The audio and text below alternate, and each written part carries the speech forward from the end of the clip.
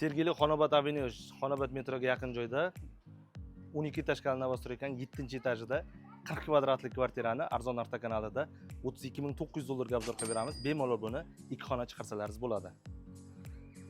40 kvadratlik kvartiradan qo'shnimiz 2 xona chiqargan ekan, namuna sifatida ko'rsatamiz. Ana qo'shnimiz shunaqa remont qilyapti ekanlar, 40 kvadrat bir xona 2 xona chiqarilgan. Kirganimizda garderobni, ya'ni shkaf qo'yiladi, kiyim taxlanadigan joy. Bu yoq oshxona, bu yoq kattakon zal bo'ladi, undan o'tganda oshxona bo'ladi. Televizor osilib qo'yilib, bu yoqqa stol stul qo'yilinsa ajoyib chiqadi. Endi bir xona endi kompaktniy, hozir zamon talabi bo'lgani uchun bu yoq oshxona qismi. Yerga kupinli oynali akfa qo'yiladi, eshik. Gazlari kelib turibdi, sovuq suvlari kelib turibdi, to'pli pol qilgan ekanlar akamiz. Xo'p, mana ko'rinishi. Bu yoqdan o'tganimizda sanuzeli hozir savmeshniy birgalikda bo'lib turibdi. Xohlasalaringiz ikkita eshik olib alohida qilsalaringiz ham bo'ladi. Bu tarafimizning ota-onalar yotoqxonasi, mana ko'rishlaringiz mumkin, shunaqa holatda bo'ladi. O'zi ozgina eshik qolibdi, stechkada qilingan. Bu obrazsiz uchun. Bu ikkinchi planirovkamiz. Mabodo qiziqqanlar bo'lsa, mana shunaqa holatda. Zo'r chiqibdi lekin. Mana xonadonga kirganimizda pod'ezd eshigimizdan yaxlit holatda bo'ladi. Korobka holatida uylar mayda ko'rinadi. Mana ko'rishlaringiz mumkin. Hozirgi boya qo'shnimizni oldik. Video davomida ko'rsatamiz yana. U ikkinchi planirovka edi. Birinchi planirovka kirganimizda mana shu yerdan oshxona uchun joy qoldiriladi. Mana shu yerdan devor qilinib, mana shu uzunasiga devor bo'ladi. Bu yoq ota-onalar yotoqxonasi yo biz zal bo'ladigan bo'lsa, bu taraf ota-onalar yotoqxonasi bo'ladi. Mana shu yerdan keladi, mana shu yergacha. Bitta xona, ikkinchi xona. Bu yoqda oshxona, bemalol gazli turbasi, kanalizatsiya hammasi keladi. Bu tarafda ham mana sanuzel bo'ladi. Xohlasalaringiz ikkiga bo'lib alohida eshik orqali qilasiz, kirib chiqiladigan bo'ladi. Xohlasalaringiz yaxlit bo'ladi. Endi mayda kvadratliklarda odatda sanuzeli yaxlit bo'ladi, ya'ni bitta eshik orqali kiriladi. Bu birinchi planirovkamizda biz tavsiya beradigan xonalar alohida. Bu yerda 4 ta eshik bo'ladi. Mana umumiy ko'rinishi. Nargi kvartiralarda qog'oz qo'yib ko'rsatayotgandik. Buni hozir mabodo yana video qilishimiz mumkin. Umumiy tasavvur bo'lish uchun shunaqa holat. Yoki qo'shni planirovkasini ko'rsatamiz, u ham yaxshi variant ekan. Mana balkoni maydaroq bo'ladi. Ko'rishlaringiz mumkin.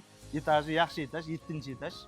Bu tarafimiz mana yonimizda mana jome masjidi bor. Jome masjid. Mana ko'rishlaringiz mumkin, yonida jome masjid bor. Bu tarafda eng yaqin metro Xonobod metro bekati bo'ladi. 1,1 kilometr. 1 kilometrdan sal ko'proq. Yonimizda mana avtobuslar qatnab yotibdi. Tarafimizda mana kechqurun juda chiroyli manzara bo'ladi. Toshkent teleminorasi, Toshkent City'da chiroyli manzaralari ko'rinib turar ekan. Bu tarafda, chaproq tarafda.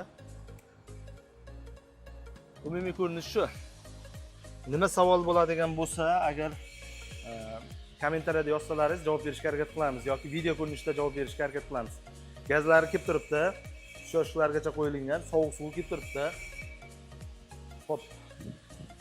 Tashqi tomoni g'ish, 1,5 g'ish, qalin baquvvat. Ko'rishlaringiz mumkin. Monolitdan, eng asosiysi monolitdan. Mana tepani ham ko'rishlaringiz mumkin, monolitdan qilingan. 7-etajda. Lokatsiyasi mana Xonobod Sergeli rayoniga kiradi. Xonobod metrodan 1,1 kilometr uzoqlikda joylashgan, taxminan 15 minutlik masofali yo'l. Yonida mana jome masjidi bor, Xonobod tepa. Lokatsiyasi mana bu tarafda quruvchilar bekati, Savyurganda mana yarmarka yoki hokimiyat, dehqon bozor bu. Sergeli rayoniga kiradi. Lokatsiyalari chiqib turibdi, mana kadastrlar chiqib turibdi.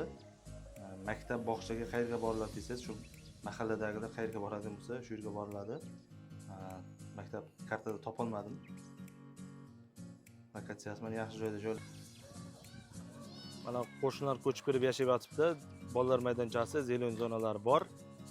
Mashina yuk olib kelinsa yoki shunaqa tashishda kiritilyapti. Boshqa payti axran juda qattiq qo'rqilyapti. Begona mashinalar ham yashaydiganlar ham kiritilmaydi. Tashqarida parkovkalari bor. Domni shunaqasi aylanasiga parkovka orqa tarafi. Bu tarafni ham ko'rsatamiz. Mana domni tashqi tomoni aylanasiga parkovka, katta ko'chaga chiqiladigan joy. kim birinchi kelsa o'sha qo'yiladi. Seniki, meniki degan joyi yo'q. Yozib qo'yilib egalik qilingan joylari yo'q. Bir taraf, ikki taraf o'znasiga va orqa taraf ham 3 tomon parkovka. Juda katta hudud.